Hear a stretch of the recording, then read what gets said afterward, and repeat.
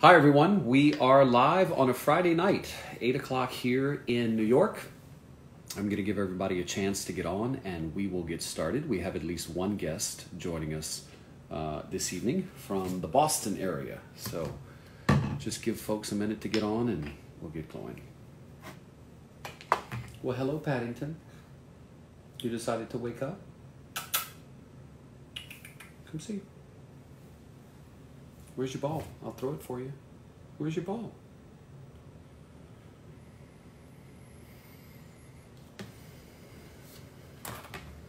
Okay. So again, welcome into everyone.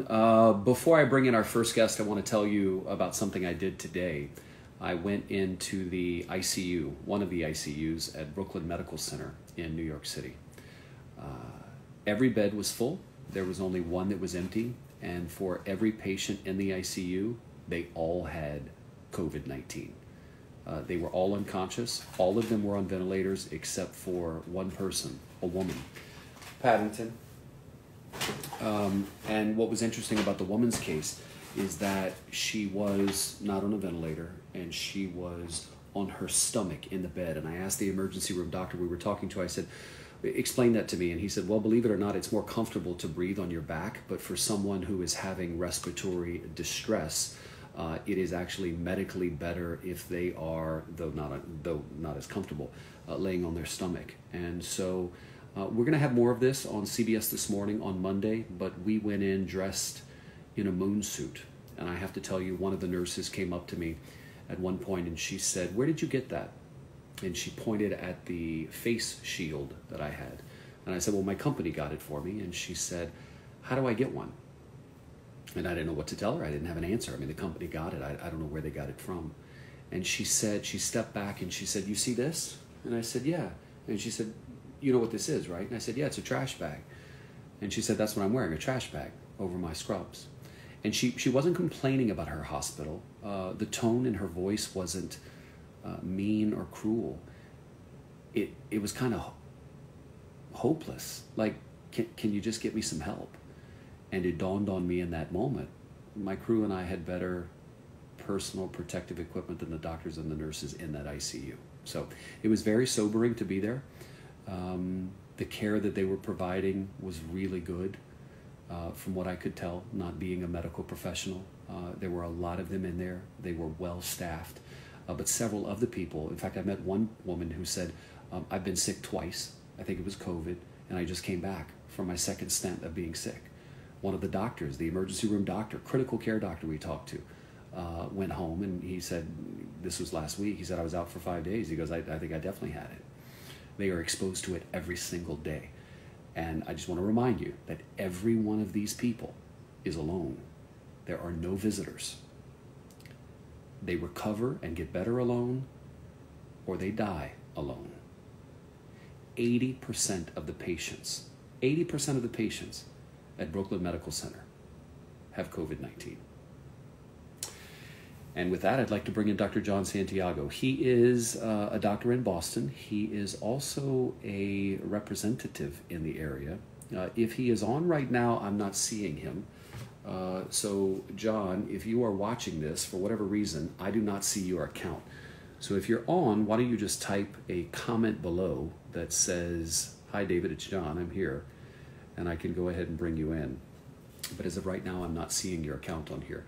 John Santiago is an emergency room doctor, but he's also a state legislator. So he's got a unique perspective of being a caretaker, but a policy maker. And that's why I wanted to bring him in to talk a little bit about that. So here he says he is. So we'll bring him in. Hello, John. Hey, Dave, how are you? Good. Thanks for joining us tonight. Of course. So I just said to everyone, you're a doctor. You are also serving your first term in the state legislature. And I was struck by an article that I read in a comment that you gave to, I believe, the Boston Globe, where you have a real passion in helping people who are homeless, right? And so you're a caretaker and a policymaker. And one of the things you said in the Globe was, how do you tell a homeless person to socially distance? How do you tell them to go home and stay home? Tell us a little bit more about that. Well, I think I mean, long before the situation that we see today has arrived, we knew what was going to happen. Oftentimes when we have a tragedy that strikes our country, our city, our state, we know that those communities and those populations that are most vulnerable will be hit the hardest.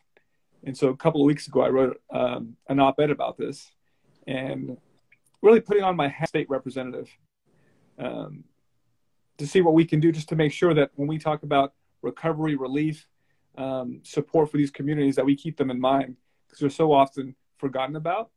Never mind if there's a epidemic going on. And so in that article that piece that I had written, I spoke about homeless patients. I spoke about people who are housing insecure, undocumented immigrants. I mean, how do we make sure that they're secure enough and they feel safe enough to come to the hospital and to receive care? And I'm very proud of the fact that I work at Boston Medical Center, and it's a safety net hospital in Boston. It's the busiest emergency room in New England, and that we really, we cater to these communities. We try to provide culturally competent care. But in this particular situation, when we know that quarantining and adequate medical care is what they need, just making sure that they get the care that they deserve. John, tell us some of those frontline stories that you have experienced so far working in the ER with COVID. So it's been fascinating, and obviously it's tragic. I think we are in the beginning of a marathon that I'm not so sure has started yet. Obviously it started in New York, but across the country, it's going to get worse before it gets better. And I've had an interesting perspective, not just as a state rep. So during the week, I kind of donned my state rep hat, and I've been on the phone with colleagues, state house folks, the media, what have you, talking about what policies that we need to introduce or pass to really, make sure that our constituents are taken care of. But I've been working every weekend, Friday, Saturday, and Sunday over the past month. And every weekend there's been a new issue or theme that has arisen. And I remember 4 weeks ago, maybe 4 or 5 weeks ago, when we weren't too concerned about it, we weren't talking about it as much. The following week, there was this whole bonanza about testing. And I remember coming to the emergency department, working Friday, Saturday, and Sunday. And the testing protocols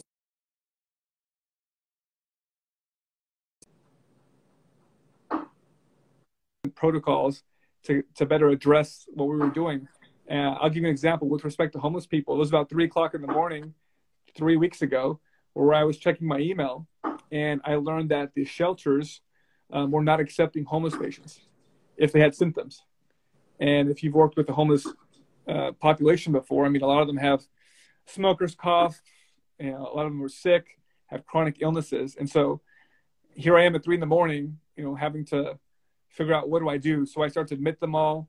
It was kind of a crazy shift, obviously, but the next week, luckily the city of Boston, working with shelters and working with nonprofits, were able to set up tents outside, makeshift hospitals to really put these people in. And over the course of the past week, the city's done a lot to make sure that these communities are going to be taken care of. I mean, we have a lot to do, but I think we're heading in the right direction. Can you hear me? Your Wi-Fi is breaking up a bit. You there? Yeah, I'm here. Can you hear me? Yeah, I hear you. So the tents that y'all were setting up outside the hospital, are those specific to people who are homeless? Absolutely. So we have where Boston Medical Center is located, it's between some of the largest shelters in the state, including this nonprofit that is Boston Healthcare for the Homeless, which does God's work. And so working with these partners, we were able to set up these tents. One would be COVID positive people. One would be COVID people under suspicion of having COVID. And so I would see them in the emergency room, then I would send them over there, and depending on what their test was, they would be able to quarantine.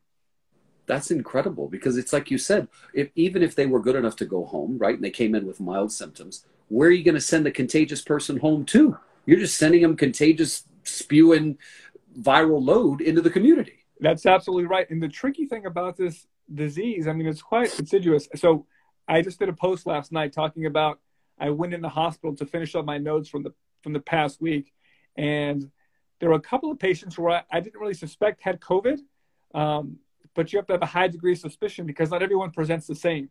Not everyone has fevers, chills, cough. Right. I had an older man. He was like in his 60s. His only symptom was that he got up in the middle of the night, went to the restroom, and passed out, which is a common thing in the emergency department. Oh, you syncopized, you passed out, and you're up, and we admit you for a day or so. But he had COVID. I had an older woman with diarrhea, and she had COVID. And so this presents challenges. I mean, because if you admit these people to the regular floor, they could potentially infect the healthcare workforce who are not dressed up, or the other patients. And John, not to mention, you don't don a COVID protective outfit when a woman with diarrhea walks in the ER. You nailed it. Now, I mean, I wear masks now for everyone. Right. Yeah. And you have some cases where patients come in terribly sick. For example, you'll have a rollover accident. This was 2 weeks ago. This guy came in very sick, broken bones, what have you. The trauma team's involved. Things got to move quick and fast in order to save a life. And then you do the CAT scan to make sure, no internal organs are have issues, or no broken bones. And you see the ground glass opacities that people often talk about on CTs. And you're asking yourself, wait a second, did this person have COVID? Did I just infect my entire team to COVID-19? Right. So it's incredibly challenging. I heard from an ER doctor in Chicago who said a lady came in with belly pain, cramps. We did an abdominal scan. She was good. We went a little higher than normal, full of COVID. Yeah. There's, so listen, somebody is asking the question, please ask John if he's seeing a lot of Latinx COVID-19 patients at BMC. If so, why? That's a great question. My hospital, I think 90% of the hospital, don't quote me on that, they're mass health Medicaid patients. So by and large, are people who are on the lower income side of things. Almost everyone is a person of color, black, brown, you name it. We are seeing some, for sure. But that's a question I have when I don my state rep hat. Are we doing adequate testing in those communities? Because it's so often, whether it's prostate screening, whatever screening we're doing, it's minority communities that are so often left behind. And so actually I was on a call with a caucus of minority legislators, black and brown folks that work in the State House with me. And we talked about how do we make sure that our communities are being tested, are being represented, are making sure that they get the care and access to care that they deserve. Someone just wrote, I have a lung collapse. I had a lung collapse 4 times. Am I at risk? Yeah, you're definitely at higher risk. No doubt if you've gone through something like that. John, the last word is yours. No, I just wanted to, let everyone know that I think I feel confident that we're going to get through this as a country and as a city and as a state. And I ask that we just don't let fear paralyze us. The doctors and the nurses and the healthcare staff, I mean, we are all committed to it. The surge here is going to come in the next following weeks, and people are volunteering to work more. So no doubt that there are challenges with respect to personal protective equipment, testing, you name it, but we're in the fight and we want to be there. That's what we're trained to do. And so I want to thank you for the coverage that you're doing and the special attention that you're paying to those most vulnerable communities. Well, you bet. So I appreciate you, Massachusetts representative / doctor, John Santiago. Thank you. Awesome. Thanks, Dave. I appreciate it. Nice to have you on tonight. Likewise. It's good to hear from a provider like that who, he has such a unique perspective because he is involved in the policy making, right? I mean, I haven't run into one of those cases so far. Sure, there are medical providers who work in politics, but he's the first one that we've heard from. So I appreciate him coming on tonight. Hello. Hi. What is your name? My name's Olga. Okay, Olga. And where are you in the world? I'm in Lithia, Florida. Lithia, Florida. I didn't know there was a Lithia, Florida. It's a suburb in Tampa, Florida. Tampa. All right. Tell us about your new normal. Oh, I'm a third grade teacher. And I went from being a classroom teacher to now an online teacher. I also homeschool my daughter. She's 6. She's a first grader. And I have a 4-year-old little boy. It's crazy. Like, my dad is a colon cancer survivor and he lives like 15 minutes from me, but I haven't really seen him in probably like a month because I want to make sure that he stays healthy and of course. Yeah. don't want to compromise other people. So, What are you finding more challenging, Olga? Teaching the kids or managing the house? whew, great question. um, I think that my biggest challenge is just uh, staying mentally strong to be a professional to my students, and then the most challenging I think is just remembering that, remembering to keep my family priority in this whole fiasco that's going on, because it's really kind of highlighted the things that I haven't been paying as much attention to as I should. And I've really had to slow down in everything. And I'm just grateful for like reporters like you. By the way, I have tons and tons of family in Puerto Rico.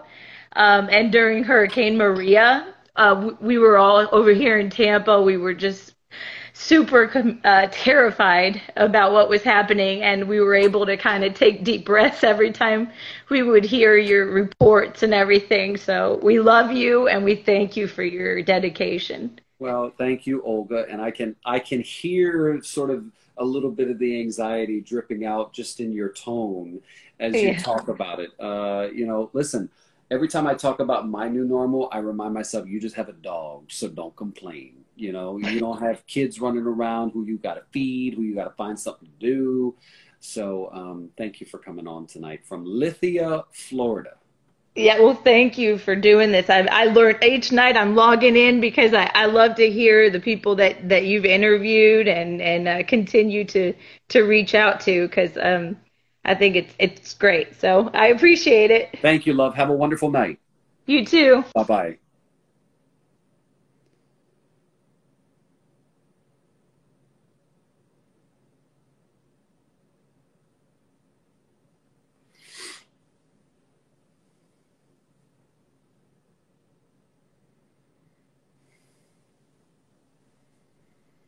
Hello.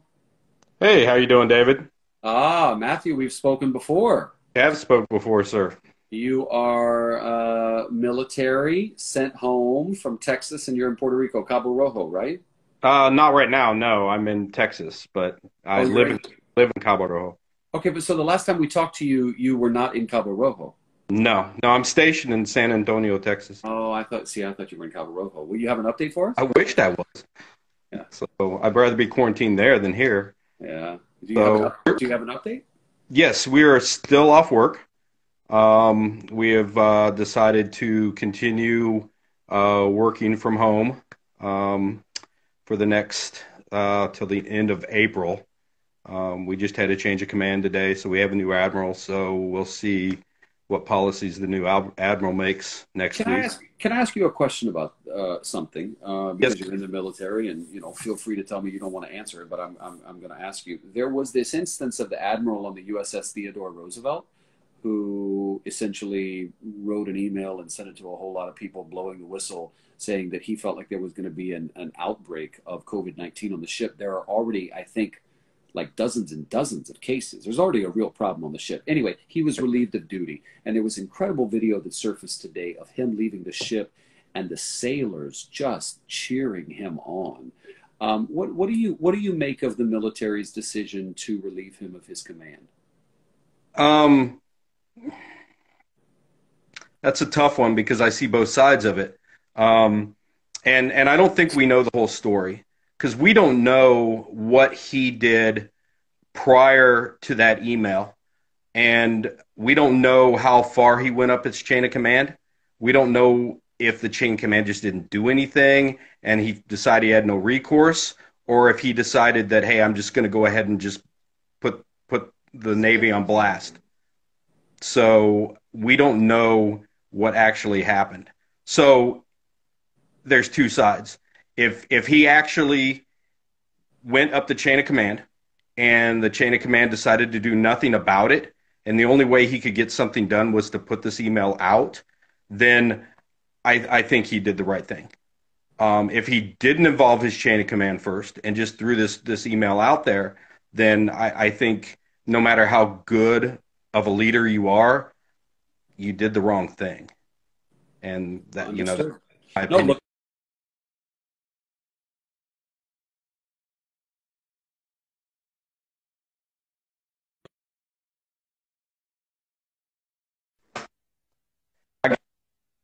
It's a battery issue here. I was just saying that I saw people commenting on both sides. Some saying he should have been fired, and others saying he was a hero and shame on the secretary for firing him. So hopefully we get to find out more about exactly what went down and whether the military did or did not do anything. But thank you for answering that question. And I hope we do find out more. And I've been kind of following the comments and stuff that have been going out with it. And a lot of people were kind of mad at the Navy for not social distancing. They're like, all these people on the pier and they're not social distancing. And I'm like, well, they went to cheer him on, and it was like, okay, please disperse. But right. it was quite moving to see those sailors. It was, and I'll tell you, being in the military for 26 years, I can probably count, not even using one hand, the number of commanding officers that I really respected and would have done something like they did for.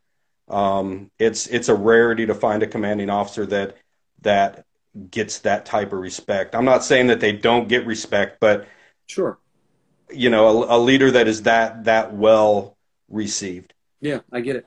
Matthew from Texas, thank you for joining us again. Thank you. Have a good night. Good night.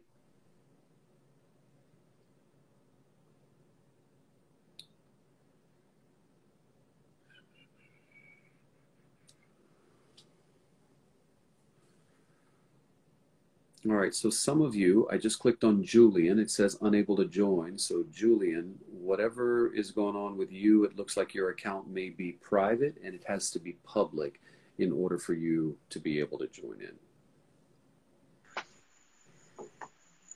David? Hello. Hi. Hi. I'm Good in Puerto Rico. You probably don't remember. I don't. What's your We name? spoke 2 weeks ago. My name is Carmen. Oh, do you have an update? From Orlando, yes. So I had to come to Puerto Rico to take care of my mom. Okay. She does need a surgery that they're not going to do now. Her aorta vein is not working. She gets dialysis. And I'm here with her. So let me ask you something. Is that considered an elective procedure? Because most places are not doing elective procedures given the emergency. Or is it considered an emergency surgery so they will do it? So they basically, what they're saying is, her stage, she is not severe enough for them to take the chance. I guess it's a risky surgery because she has a lot of conditions. So it's something that we'd rather wait anyways. It's been rough because we're not able to get in touch with the doctors. So the surgery will or will not happen? Well, we don't know because we need to see her cardiologist. And believe it or not, even though he spoke to her at the hospital, he knew we were supposed to see him. We still haven't been able to get in touch with him. According to the dialysis center. So basically what they're telling her is that he's the one that could help her out. They also don't want to get her too nervous about it because she's so...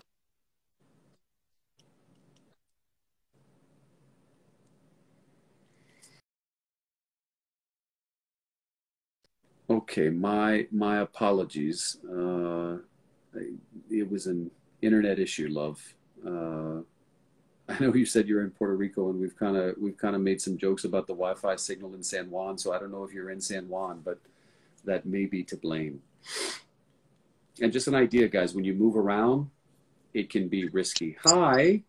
Hi, David. How are you? Good evening. Good evening to you. What is your name? My name is Catherine Rodriguez, and I'm actually from Ponce, Puerto Rico. Okay. I've been living here in Texas for 27 years. Okay. I thank you from the bottom of my heart of everything that you have done for our island.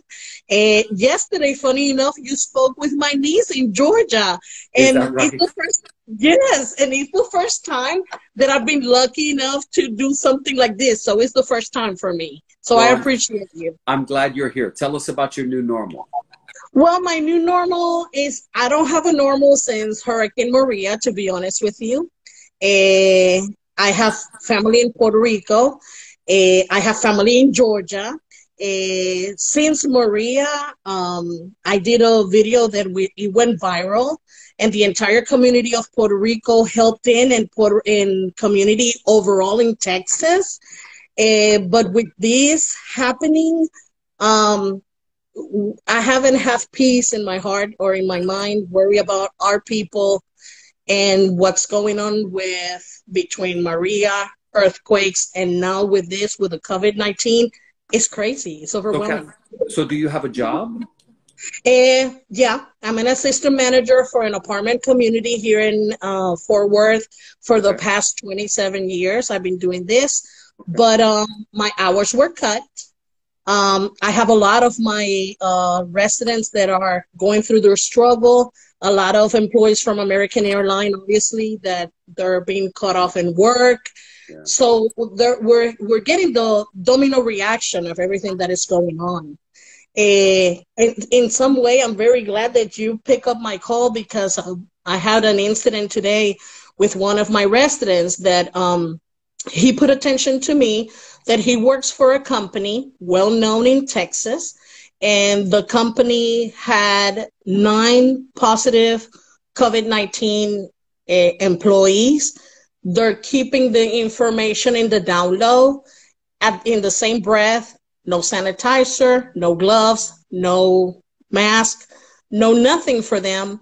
And they expect them to work or either not to be at work and not being paid or not being helped. So again, and it's part of our community, and I don't stare to Puerto Rican community only. Overall, I mean, we're a mixed variety of people from everywhere living in an apartment community, struggling like many of us outside, and it's kind of scary. It's hitting home. Catherine, are you an artist? Yes. Well, somebody just said, I love your art. So what type of art do you do? Oh my goodness. And I'm not even reading. I took them off. Oh, I'm so glad. Well, I became an artist in 2013. Unfortunately, I had a really bad depression with divorce and everything. And my second attempt to suicidal become the release the stress of. I became an artist, self-taught. What kind of art do you do? I do acrylics, I do watercolors, and mostly culture. But I'm also together with the community so heavy that we got together with some people from Chicago, and I'm involved with Arte Rescate with Janice Aponte that we help Puerto Rico too. So it's been beautiful. I mean, depression have given the best out of me, take the best out of me to do stuff for the community. And I guess that's my calling, you know? Your depression, is it presenting? Because you seem to be very, very happy right now. Well, let me tell you something. I'm in the middle of anxiety attacks. The depression is gone, but the anxiety is there. I'm 100%, no medication, nothing. This is a norm for me. So I'm that hyper. Well, do whatever you got to do to maintain the happiness that works for you. Thank you very much. And in all seriousness, you know, I do appreciate not only your time, but I appreciate your dedication with everybody at home. They love you. We from Puerto Rico and Texas, we love you as well. You're part of our family no matter what. So you're Puerto Rican as well. Thank you. I accept that, and I'm happy with it. That's why I named the dog Paddington Boricua. And let me tell you, we've been following you with Paddington, and I was in stress with him in the hospital, with your partner, worry about him. You've been gone from home. I've been following you quietly, but it's first out of admiration. You're an excellent human being, and many blessings to you. And I will keep following, and I thank you for taking the time to to take my call. You make my Friday. So, Catherine, you're a bright light, and I have a feeling, and I hope that your artwork reflects the bright light that you give. I mean, it's that light is coming across to me and the people who are watching. So, thank you for sharing that. I take that. I take that. And to tell you the secret, everything that I paint, I dream. So it's everything through kind of like revelations, if you can call that. That's beautiful. Well, Catherine, I thank you, and I wish you my best. Keep your good work. Thank you, love. Good night. Bye. You too. Speaking of Paddington, you all should know that he went to the vet today. He's been eating reluctantly over the last couple of days, and he didn't want to eat his breakfast. So Daddy David took him to the vet. You know, we had that sort of emergency not too long ago, and there was a follow-up that we were supposed to have, like a final checkup, and we didn't do that because of the COVID. And so we went to the vet today, and he had some blood work and a chest x-ray, and everything was good. He had no fever, but he's a little sluggish, so he's back on 10 days of antibiotics and a little appetite enticer. I didn't even know that existed. But here's the good news. He's wagging his tail, and he's still wanting some love and moving all over. So the vet said it might be some kennel cough stuff. I don't know. But he's sleeping right now. That's why I keep looking at him. He's sleeping. So the best part of it is him not feeling well makes him so much more manageable. Oh, my Lord. But hopefully it's not a big deal, so I'll keep y'all posted. I will keep y'all posted. And I don't know if y'all saw it, but Jeremy has been working on his Spanish, and he posted a video on Instagram where he was speaking in Spanish, and I had to call him and go, "What are you even saying?" But he said, "Babe, so many people from Puerto Rico are messaging me." I said, "Well, of course, they're proud of you. Hello?" Uh-oh. Uh-oh. Where are my hashtag people? Where are my hashtag folks? You know what we say to that, right? That was somebody who pushed the button. Didn't mean to push the button, but they did.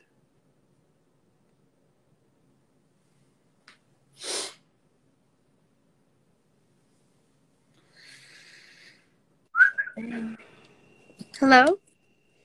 Hello? Hello, my name is Denise Lopez, and I'm here in Orlando, Florida. Hi, Denise. Hello. You have a very nice voice, but I'd love to see your face. Can you see me? Not very well. Not well. Do we have a light that I can turn on? Hold on, let me check. Let me put the light.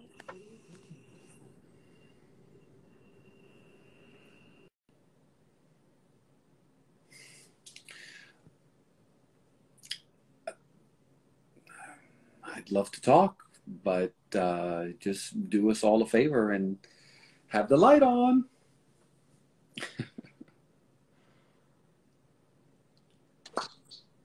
Hello there. David, how are you? I am well, sir. What is your name? Robert Vasquez. Hello, Mr. Vasquez. Where are you in the world? I'm actually in Mount Vernon, New York. Oh, okay. Tell us what the new normal is up there. The new normal, actually, it's reconnecting. It's reconnecting with my family, disconnecting from the world, and really getting, back into the whole family unit, the whole family environment. So that's the new normal for me. I actually kind of welcome this time of serenity. How is it working out, the reconnecting? It's wonderful. It's wonderful. We eat together. We disconnect from the devices. We talk. We're just spending time, and I actually enjoy that. So, I look at everything that's going on, and I'm trying to make lemonade out of the lemons that have been given to me, and that's the new normal for me. Just how many people live at home with you? I have 2 people living with me right now. Okay, all right. And you guys have been inside for how long? It's going on 3 weeks. And you go out, I guess, for groceries and stuff like that. Yeah, but with much caution. That's the only thing. Like when we walk outside or we go outside, we'll take a walk, and it's amazing. It's like surreal. Like you're walking by people and you're making every effort not to interact with people. So it's a little, it's a little different. A lot of adjustment, but again, it's, the benefit is that we're connecting again. We're becoming a family again. That's beautiful. Thanks for weighing in from Mount Vernon. Thank you. Have a good night. You too. Hands off face. I know. I kind of have a bad problem with that. I always like to rub my face or something itches. I'm always touching my face.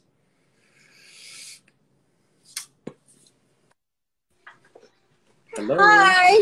Hi. What is your name? Melissa Esau. How are you today? Hi, Melissa. Where are you in the world? I'm actually in Central Texas, right next to Fort Hood, in a city called Harker Heights. Okay. What's the new normal there? It's very different for me. On March 10th, I actually had knee surgery, and then it seemed like a couple days later, everything started to happen with COVID-19. So I was already, for lack of a better word, in a quarantine. And then that Friday, which was on the 13th, I found out I had a blood clot in my leg. So wow. It's definitely been, trying. I'm a real estate agent, and I still have ongoing transactions throughout this entire process. So my new normal is not taking on any new clients at this point, but assisting my existing clients, moving forward with their transactions, and just trying to, enjoy the extra family time, because real estate can be a very hustle and bustle, not home all the time business. I have a question for you, because I've been talking about new normals and how it may permanently become the normal. Yes. My father was a realtor, owned a real estate agency forever. Do you have to? Hi, love. What's her name? Sophia Rose. Sophia Rose. So we can't see you very well. Can you go in the light? Come here, sweetheart. Say hi. Hi. Hello. How old are you? She is 2 years old. Ooh, and cute. Looks like her mama. No, I was wondering, do you have to, does a realtor have to go into work? Can real estate be done from home? Oh, yes, absolutely. And 100% of the time. In a sense. So one thing that I have adopted, and just because in the state of Texas, it depends on the county you're in and the measures that they have adopted. I won't enter an occupied property that's still lived in. I will do a virtual tour of a vacant home. I will give my existing client the option to tour in person a home, but there is certain steps in a protocol that I will take, bringing Lysol, bringing hand sanitizer, actually having soap. So I will first enter the property, sanitize anything that they may touch, like light switches, doorknobs, stand 6 feet away from them, allow them to tour the home, and then at that point, I'll go back in, close everything up, and we'll keep on going. But just as far as an occupied property that people are trying to sell, it's something that I don't want to put my client or even a home seller at risk. You got some good practices in place. Well, thank you for giving us some of that insight, and God love you for trying to do this and do that. Yes, thank you so much. You're welcome, love. Have a good night. You too. Bye. Bye-bye. Bye-bye. Oh, isn't she sweet? Look, we got to remember these people don't know when they're going to be called in. So, I understand that they're kind of just laying in the bed with the lights out, because you don't know when you're going to pop up. Boom. Surprise. Hi. Hi. What is your name? My name's Samari. Hi, Samari. Where are you in the world? Mom. Wait, I told Mommy I was going to talk with you. No. She's hiding. Where are you in the world? I am in Florida. Okay. DeBerry, Florida. Okay. And my daughter. Well, the new normal here, I just got laid off 2 days ago. I was a cashier. But I've been out of work for 3 weeks already due to the COVID. I was part-time, so they cut off part-time hours so that they can fulfill the full-time workers. Where did you work? I worked at, I don't know if I can say the name of the company, can I? At Goodwill. Yeah, sure. I worked for Goodwill. They did pay us our last week, even though we didn't have to work. But after that, well, they just laid us off for now. I guess like everyone, I've been trying to fill out the unemployment.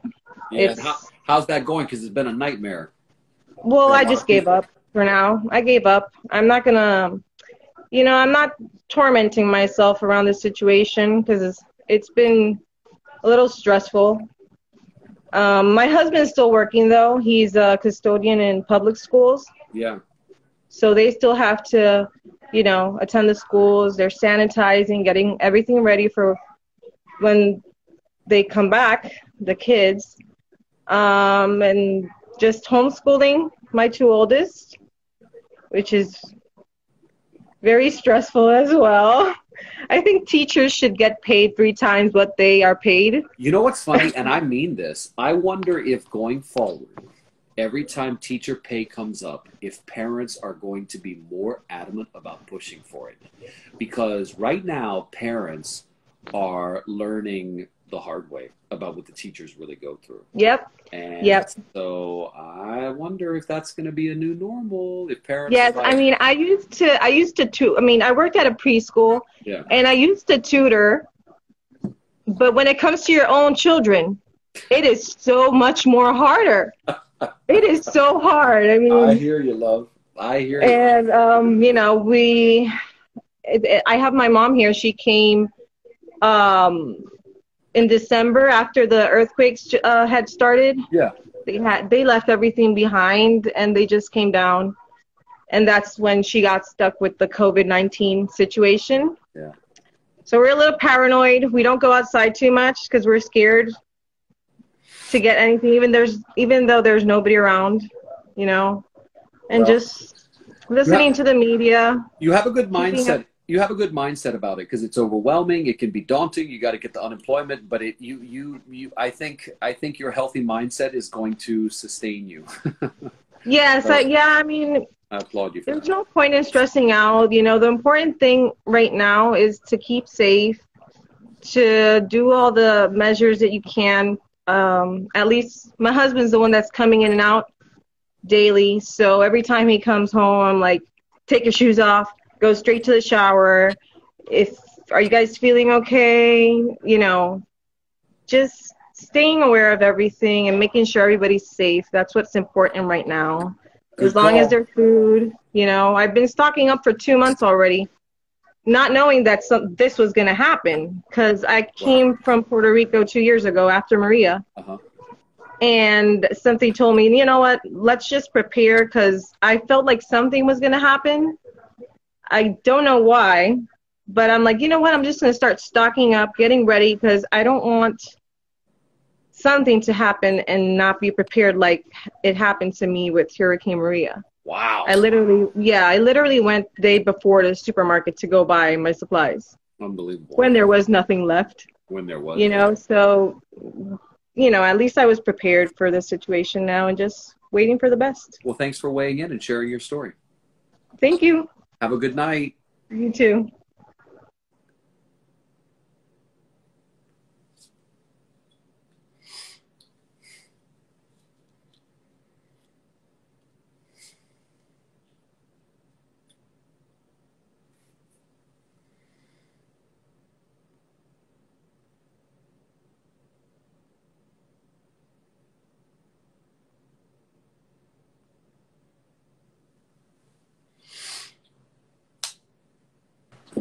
Hey, Hi there. So I saw your comment. You said something about you just lost your job, right? Well, it's funny because I live in San Jose, California. I'm from Puerto Rico originally. I've Okay. been in California for like 10 years or more.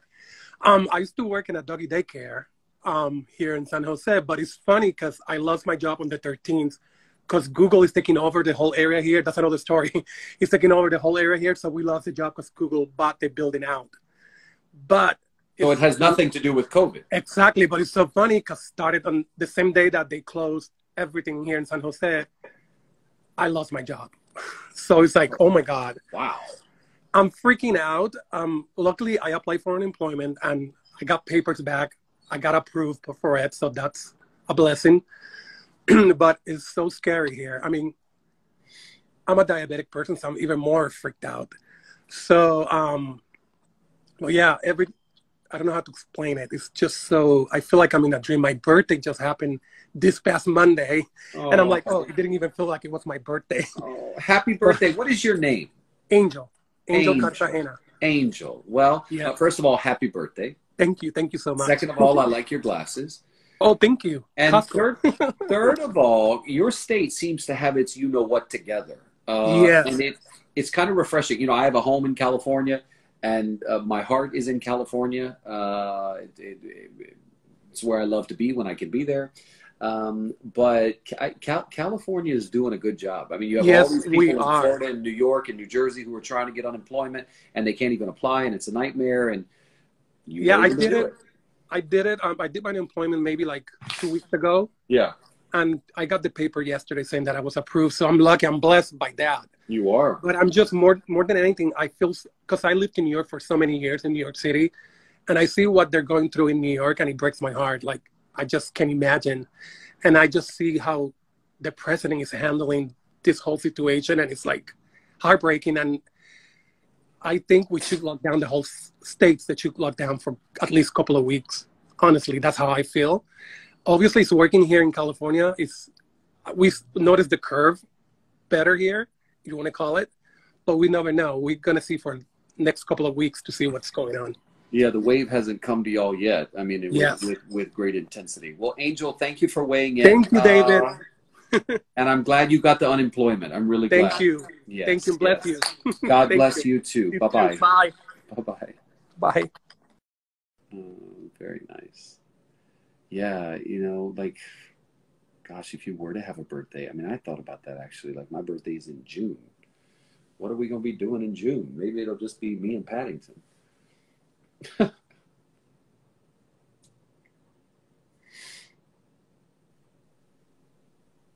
Hello? Hello? Hi, can you hear me?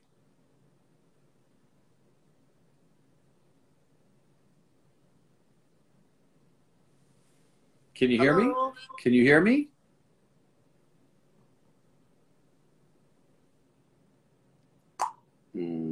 I don't know. Maybe that's an issue where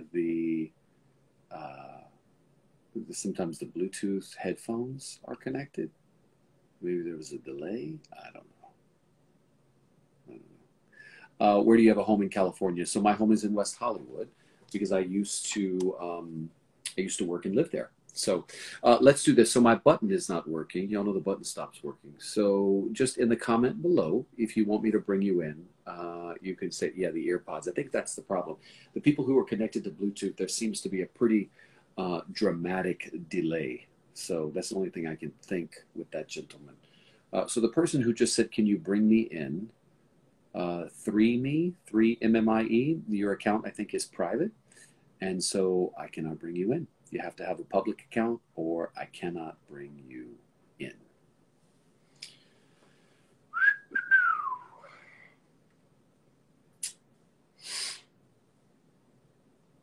So somebody just said, I'm a flight attendant. Can you bring me in? So I press the button and it says waiting, waiting, waiting, waiting. Gonna move on. So 3MMIE, your account, I know you're saying you're a flight attendant, but it's saying waiting. So I don't know if you are seeing the button to hit accept. Okay, so I see you just commented and you said, okay, I'll change it.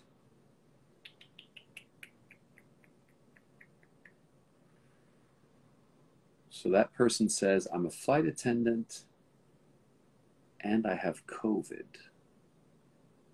What about the PPE in New York? Well, the governor says they don't have enough. The president said today he thinks the governor has enough ventilators.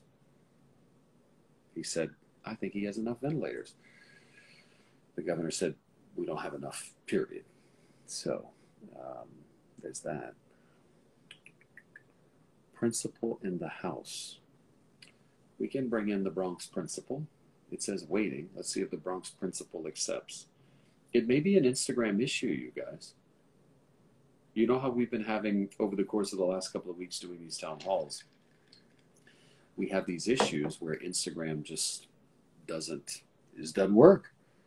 So, all right, Aguadia, let me see if I can bring you in. So you're the fourth person I'm trying to bring in, but it just says waiting, waiting, waiting. So clearly I know that you guys are there. So my new normal is watching David's town hall. Well, we're glad to have you. I think there's a problem with Instagram, friends. I think my buttons. Oh, actually, I thought I just heard someone. Let's see. Let me try and bring in this person. I definitely think it's an Instagram issue. So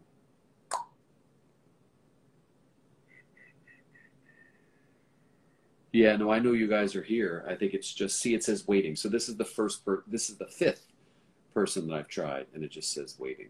So too much traffic. I think that's exactly it. So anyway, with that being said, we'll end it here because we were going to have to end it at the top of the hour anyway. So thank you all for joining us.